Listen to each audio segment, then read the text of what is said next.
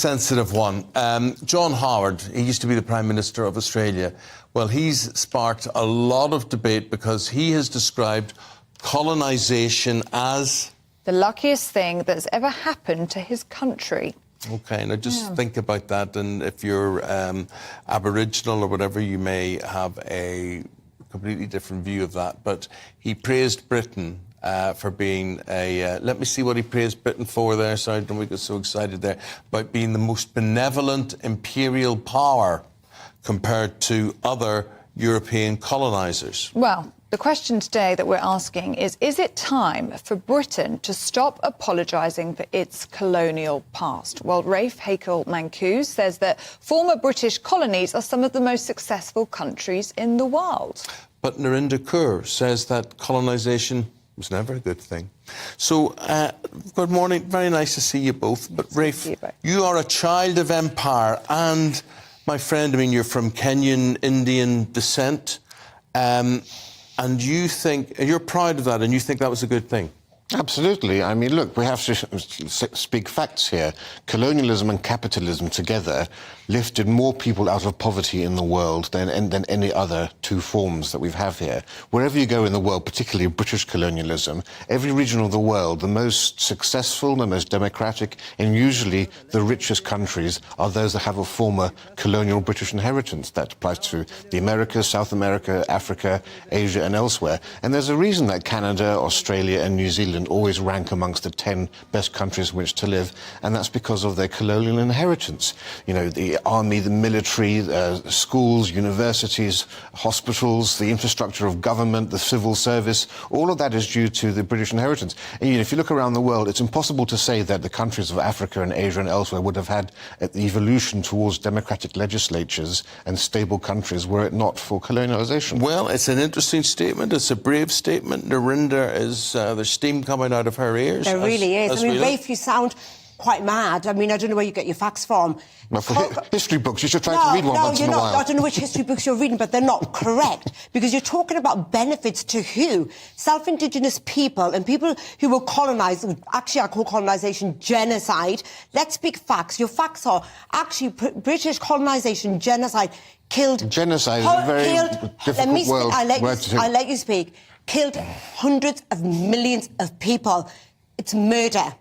There's a legal liability here. They killed hundreds of millions of people colonising the world. And actually, I don't like this argument, Eamon, that actually it was in the past, because you said that in the break, that actually it's in the past, let it go. The ramifications of colonisation are still felt today.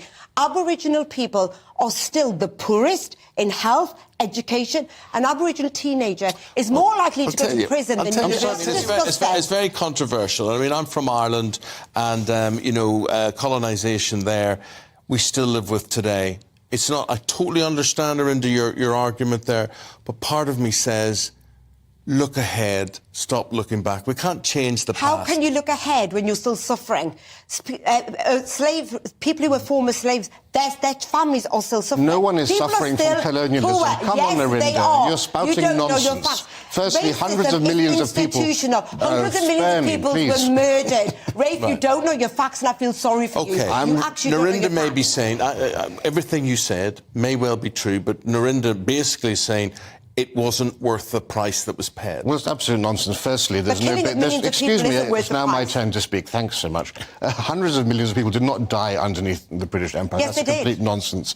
Also, life expectancy for Aborigines for thousands of years had been 40 years of age. You know, they were a Stone Age Paleolithic culture when the British arrived there. So they now have life expectancies of 70 years, 30 years longer. No, that's not correct either.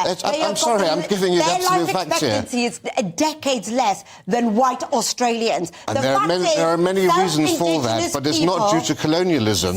Their life expectancy increased by 30 years in 200 years. After tens of thousands of years, it was 40 years. I'm terribly sorry, but you need to go back and do some research. No, Rafe, you don't know your facts, because actually colonisation or genocide has put Australians, South-indigenous people, behind hundreds of years. Everywhere you go. Colonisation put Indians back hundreds of years. You're not right in anything. Excuse me, and actually, under the Raj, the British population... You can't actually say that because Britain made some trains and we did this and we did that. We did great. You did it for your own benefit. The Indian population. The only thing that benefited colonisation was their pockets. You lined your pockets Miranda, on the backs of Sorry, can I just make one Miranda, point? I will guess that the general audience that's listening and watching us today will respect what both of you are saying, but they'll say you're losing the argument because he seems very calm about this, and you rightly probably so. You're inflamed about this, aren't you? Because people died at the hands of British government and the British monarchy. All right, I'm sorry, can I just interject here? here? Let me finish now. Well, you've spoken for quite a while. People actually. died, Eamon. Right. Hundreds of millions of people died. Okay, how do you respond to Under that? the Indian Raj, the population of India increased from 170 million to 450 20 million died in the Bengal famine. The whole cyclical famines of India ended because of British storage techniques and malnutrition you're a liar. projects. You're actually lying about your facts. Well, I'd love to have a longer discussion where I can expose the nonsense that you're spouting here. You're spouting nonsense on the national British TV. advanced women's rights in India. The history of women in India is one of oppression. The British banned sutti, the burning of widows on the funeral pyres. The British stopped the infanticide of girls, and the British allowed Hindu women to remarry. You killed in 1919. You shot dead. You wouldn't be here enjoying the lifestyle you are Were were it not for the Britain's great advances for women. I'm terribly sorry. Rafe, what you're saying is because Britain, the great British Empire, we went there and we advanced social justices and all that. Therefore, I'm lucky.